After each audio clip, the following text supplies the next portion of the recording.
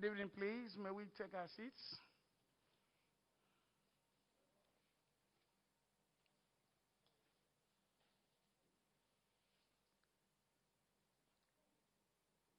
The Chairman of President's Task Force on COVID-19, Home Ministers and members of PTF, dear colleagues of the Fourth Estate of the Realm, today is Monday, the 26th of October 2020.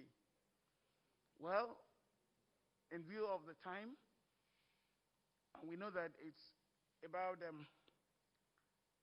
some minutes past 6, so we need to go straight to the briefing. I want to be quite brief about today. At this point, please, may I respectfully invite the Chairman of PTF to proceed, please. Thank you, sir.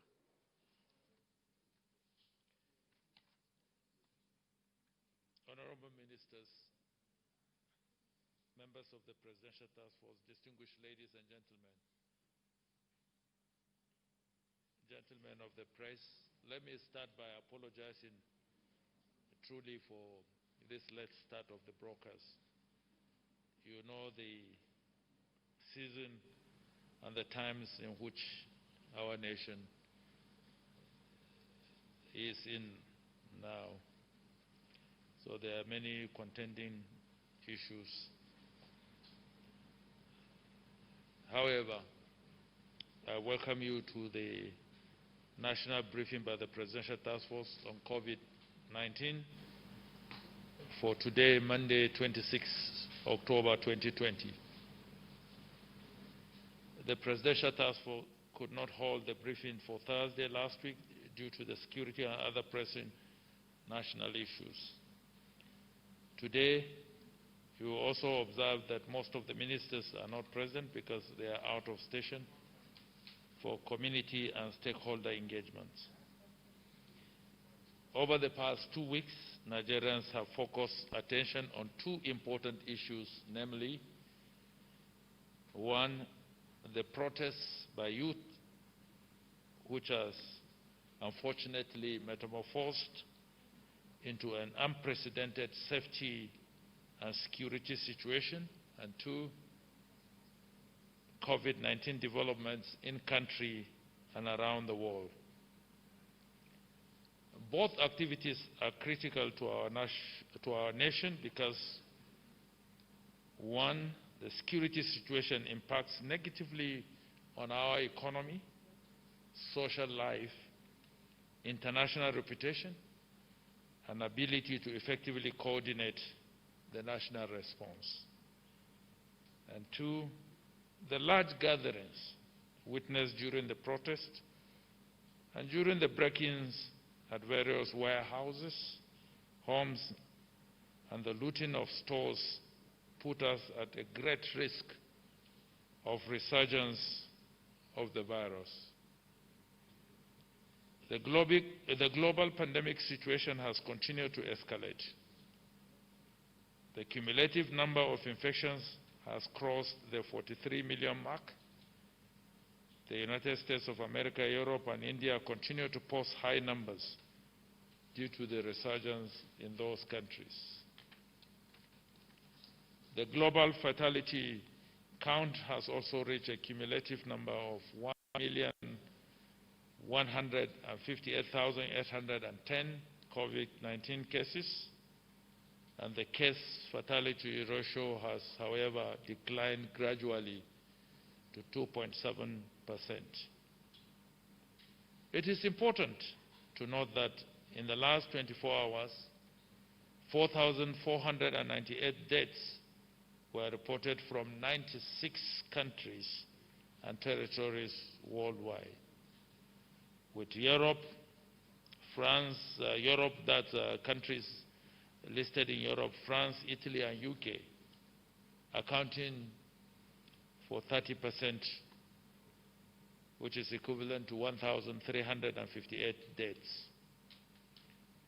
The African continent has recorded a cumulative total case count of 1,728,883 27,887, including 41,323 deaths, with a case fatality ratio of 2.4%. Nigeria continues to maintain the 5th position in highest cumulative cases after South Africa, Morocco, Egypt, and Ethiopia. You will recall that when the PTF reopened the airspace, you were informed that discussions were ongoing with EU ambassadors on the resumption of flights by European airlines. I'm pleased to inform you that there have been positive developments which the National Coordinator shall elaborate on during this briefing. At the last national briefing held on Monday, 19th October 2020, the Presidential Task Force appealed to the youth of our nation to embrace the offer of dialogue and leave the streets so that government could address their concerns in a sustainable manner. In the intervening period, His Excellency Muhammadu Buhari, President of the Federal Republic of Nigeria, also addressed the nation and assured that their voices have been heard loud and clear and that government was responding. Unfortunately, the protests have been hijacked by other tendencies that have inflicted great economic costs through arson, looting of warehouses, invasion of private homes, shopping malls, jailbreaks, and generally engaging in wanton destruction under the disguise of the protests. Of particular concern to the Presidential Task Force is the issue of palliatives found and looted from various warehouses around the country. It is important to make the following clarifications. The federal government palliatives consisted largely of the 70,000 metric tons of grains released from the strategic grain reserve, as well as rice secured from the Nigerian Customs Services, as well as other palliatives that were given to states that either experienced flood or some form of disaster. The share for each state were released to the state governments for onward distribution to the citizens. The private sector coalition, COVID, that have been quite supportive of the federal government, worked with states through the Nigerian Governors Forum to determine the quantum of their interventions, which was intended to be effective and equitable. A number of indices were worked out for this purpose. The National Coordinator, again, shall also provide further distinction and the modus operandi for the distribution of the palliatives donated to the states by the coalition. The Presidential Task Force still wishes to appeal to all Nigerians to remain law-abiding and collaborate with law enforcement agencies to restore normalcy to our dear country. Humanity has been traumatized by COVID-19 in the year 2020. Our nation is not experiencing a second wave, but has been impacted negatively by the looting and arson. I will now invite the Honorable Minister of State Health, followed by the DG, Nigeria Center for Disease Control, and then the National Coordinator to update you on developments before we take your questions. Once more again, our sincere apologies for starting late. But however, I continue to thank you for your patience, and for listening. Have a good evening.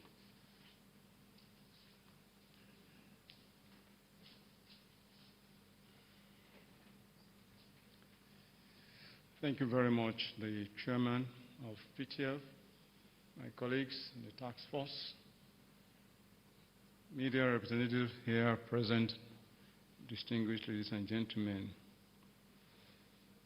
As at today, we have recorded a total of 61,992 confirmed cases from 607,435 persons tested for COVID-19, while 57,465 cases have been discharged.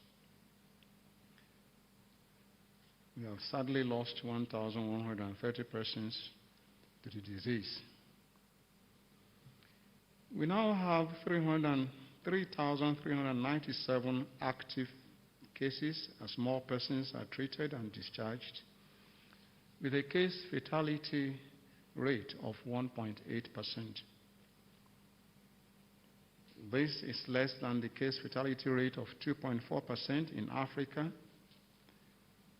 and global rate of 2.8%.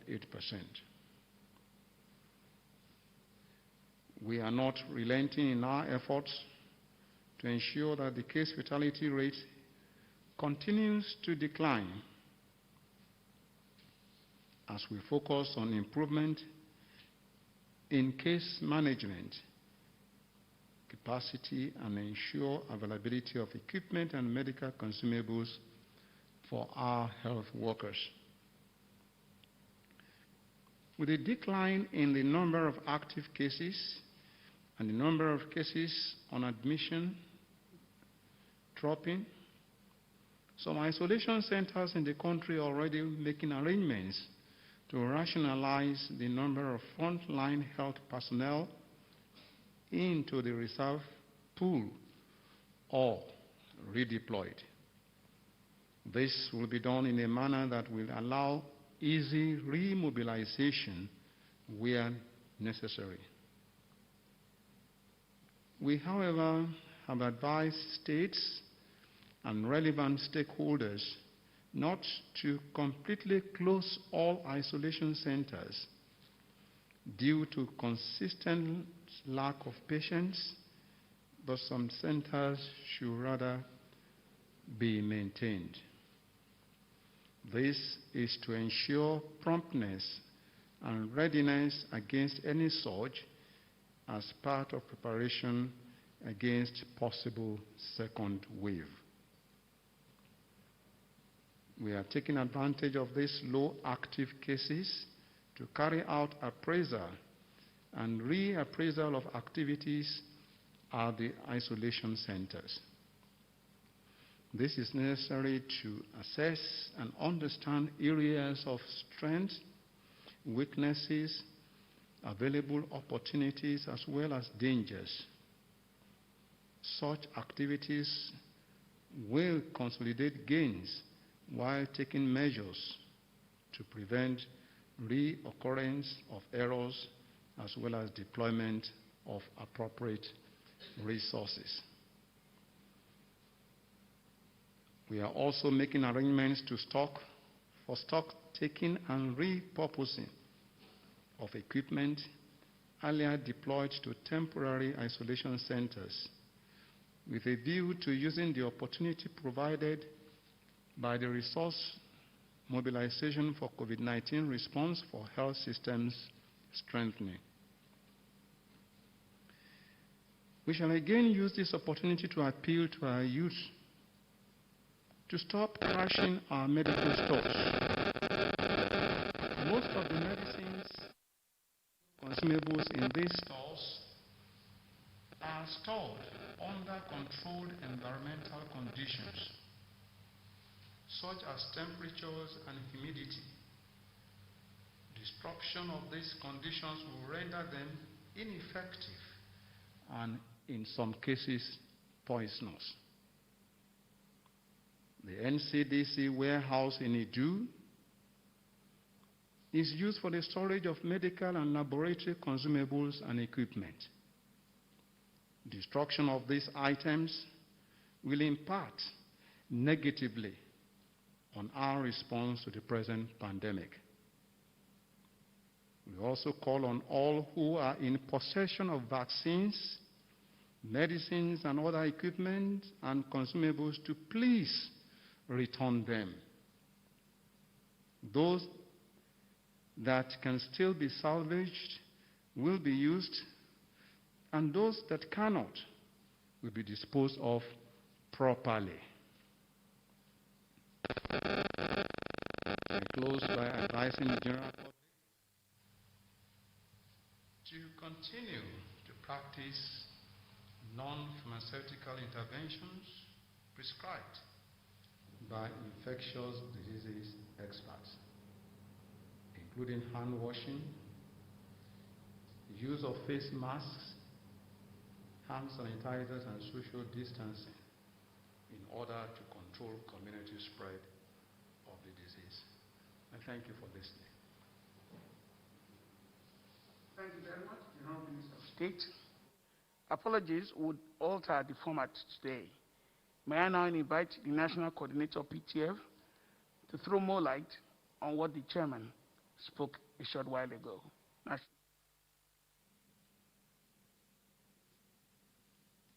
The Chairman of the Presidential Task Force, Honorable Ministers, members of the PTF, gentlemen of the press, good evening.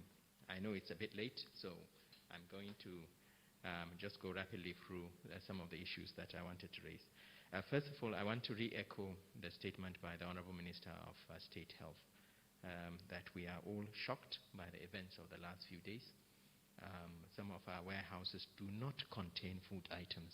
They contain medical equipment, they contain test kits, they contain valuable items that are really extremely important when it comes to the COVID response. And therefore, we are pleading with all those that are currently in the process of planning, etc., from doing so.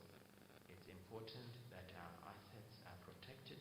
It's important that what the country has bought for the purpose of the COVID pandemic and what our donors have provided are used for the purposes that they are meant to. And this purpose does not include looting of the items. So I wanted to briefly also talk about COVID. I understand there's a lot of confusion between the Presidential Task Force mandate and that of COVID. COVID is a private sector initiative which was set up in the early part of the response as contributions to government. And the PTF has worked very closely with COVID to deliver some of our key mandates.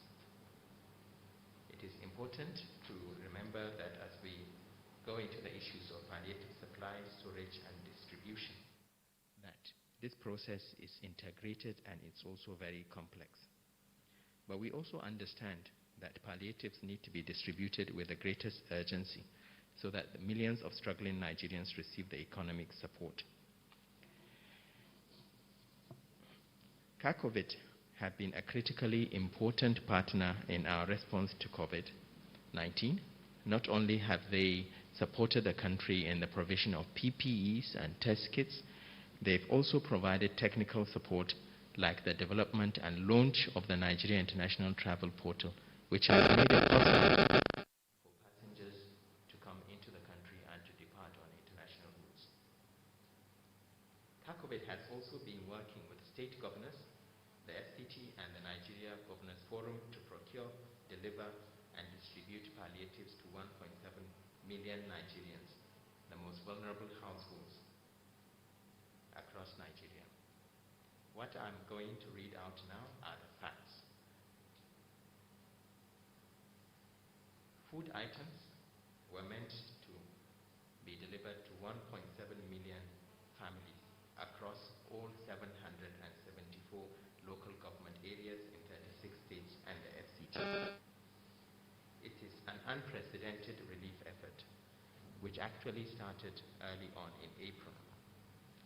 The sheer scale of the food program by COVID meant that the program had to be delivered in a staggered and controlled manner. COVID worked with the states through the Nigeria Governors Forum to determine the number of households that will have these reliefs, to enable states and the FCT to provide clean and secure warehousing for the food. Only the Lagos warehouse is private property. The rest of the warehouses used have been state warehouses.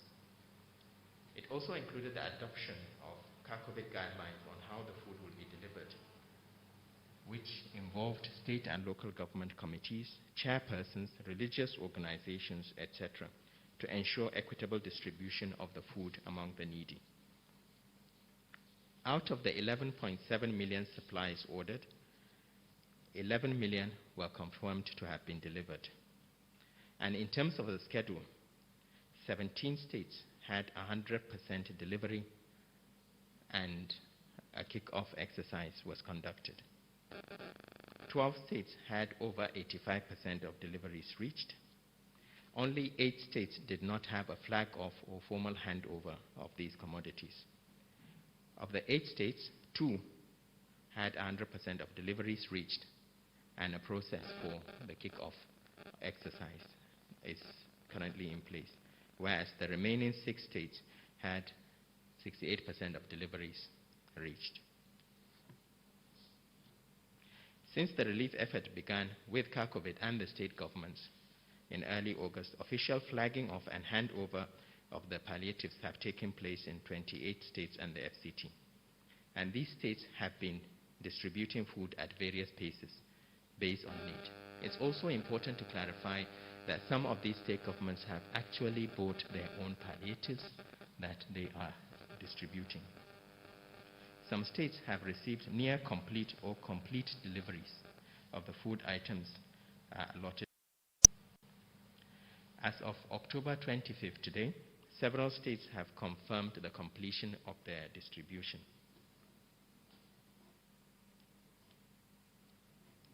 It is therefore quite concerning that we continue to see images of looting on the social media, given all the work that has been going on and the goodwill of the private sector towards supporting the COVID response. We do understand, of course, the underlying issues, but we continue to ask and we continue to plead with the general public to exercise restraint and allow this process to conclude. At the PTF, we will remain focused in dealing with the pandemic. This is our mandate, and we will not be distracted, and we plead with the public to please continue to work with us, as well as our private sector partners and the state governments, so that we can get on top of what is clearly a major issue, not only nationally, but globally, and that continues to challenge governments across the world. Thank you.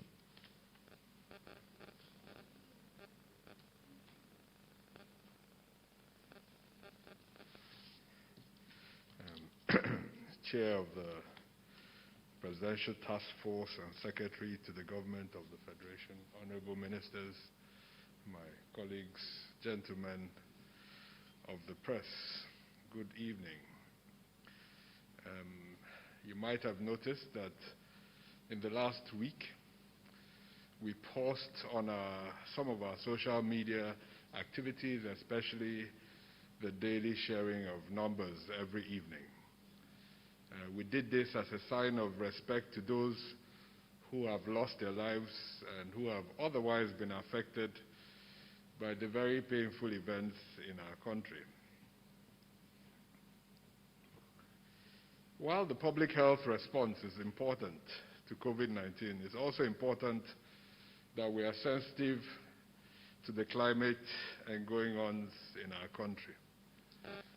But it's always important to remember the context. I lead an organization of which 65% of all the staff in NCDC are under 35. So most members of my team are directly affected, feel the same emotions that many other young people feel and have felt across the country over the past few weeks. But it is these same young people that I have to motivate every day to keep going to work, to keep testing, to keep traveling across our country, distributing commodities, ensuring that since the beginning of this outbreak, there hasn't been a single stock out of lab reagents, of PPEs anywhere, any significant stock out that we've been informed of. We have sustained our efforts because of the work these young Nigerians do. They work for us collectively, literally collectively. They work every day, Saturday, Sunday, mornings, afternoons, evenings. One of them, a couple of weeks ago, we lost a member of our staff at NCDC because he had traveled to one of the states in Nigeria, and on his way back, unfortunately, ran into an incident that cost him his life. It is these same young people that we need to keep working for us collectively. It is because of them, with them, because of all of us, that we have to sustain this response. So we must not let our anger switch into a situation where we head into a double jeopardy. The outbreak is escalating around the world, literally. We have held things down because of our proactive measures, the very effective airport screening processes that we've put in place to limit the reintroduction of cases from countries where the outbreak is escalating. But this virus does not know whether the reasons why people are congregating, whether you're congregating for religious purposes, for protests, for partying, whatever it is, this virus takes opportunity of people coming together. So over the last few days, you would have seen very low numbers. Those low numbers reflect the fact that in many states we have not been able to test as much as we would like to because there have been curfews. Most of our testing, 60%, 40 to 60% of cases in Nigeria are reported from Lagos.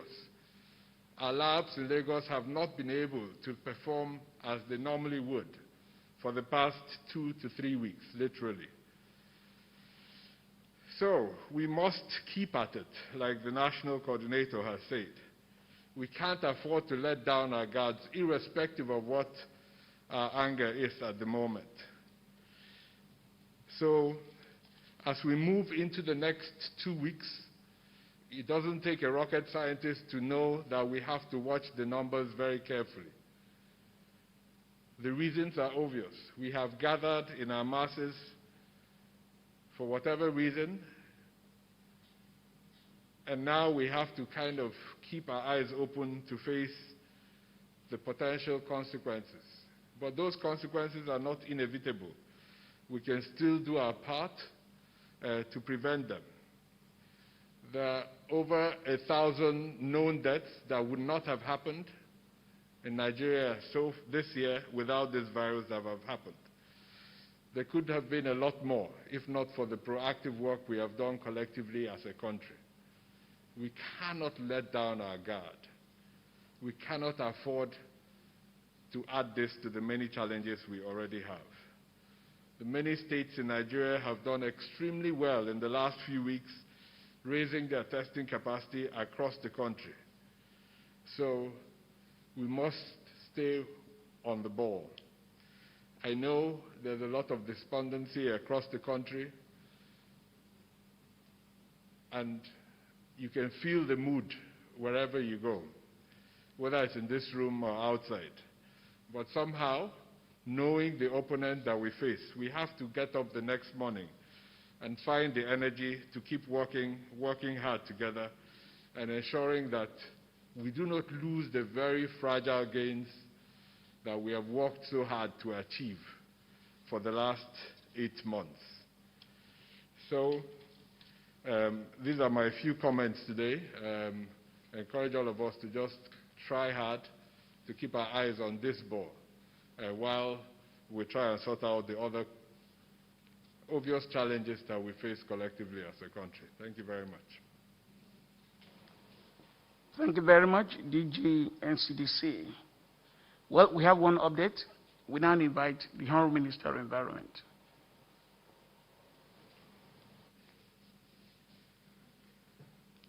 Mr. Chairman, members of PTF, ladies and gentlemen, members of the press, good evening.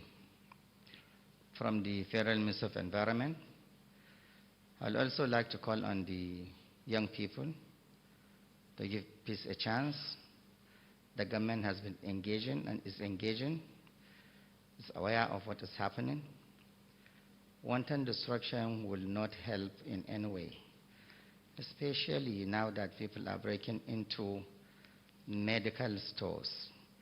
From the perspective of environment, that can constitute a lot of environmental problems, because chemicals, medicines, or equipment that might be littered, or people that can take and think they can use it without knowing how to use it, can constitute serious hazard. So please desist from this wanton destruction and looting. It's not going to help. Last time I gave an update on the reopening of schools, and that was on the 11th and 12th of this month when the schools reopened. I mentioned that we have deployed 60,000 environmental health officers that will help with enforcing the protocol and guidelines of the containment of the virus. And I'm happy to report back to you today that report that has been coming to us from our desks in each of these schools, everything seems to be going very well. People are adhering to the protocols. We have no any incidents of seriously reportable spread of the infection. And we thank the people and still call that you continue diligently with maintaining the protocols. As the chairman has mentioned, the disease is still out there. Other countries are locking down. Other countries are facing a lot of resurgence. We should not let up on the effort. We should continue, because we do not want to see a resurgence here in Nigeria. Quite all right, the numbers are going down, but it's simply because of our adherence to these protocols. So anything to not do so will give the reverse effect, and we do not want that. Jama'a assalamu alaikum.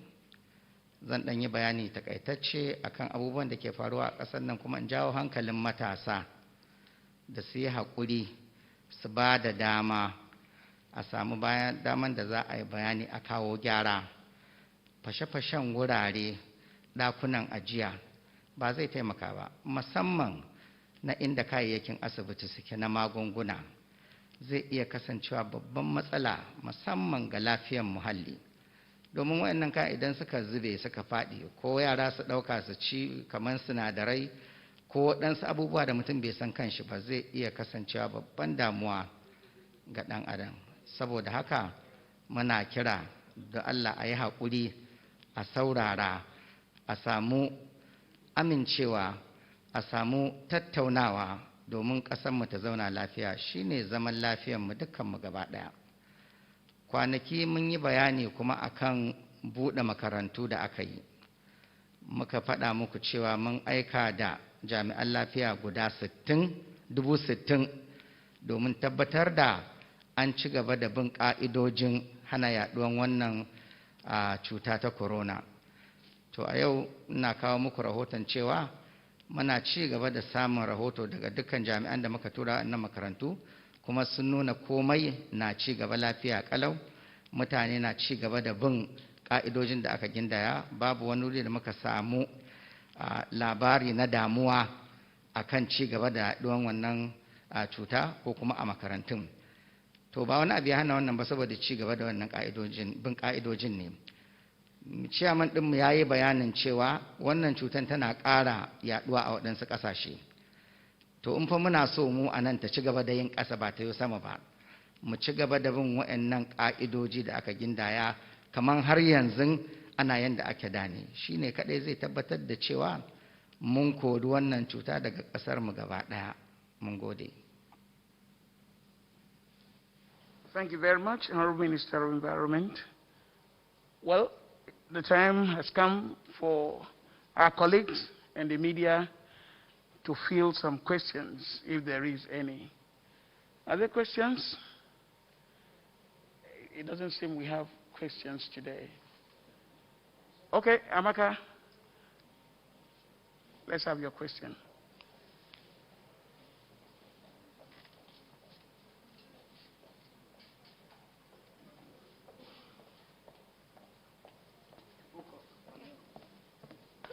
The Chairman, National Coordinator, members of the PTF, my colleagues.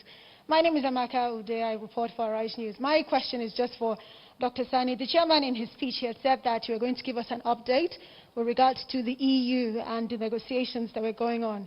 So we need that from you. Thank you.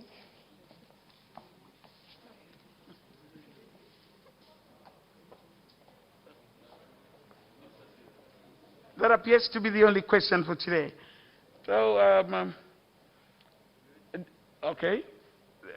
DG? Okay, NC. Actually, maybe DG Aviation can also clarify. So we did discuss the EU issues, and we hope very soon that we'll be able to resolve it.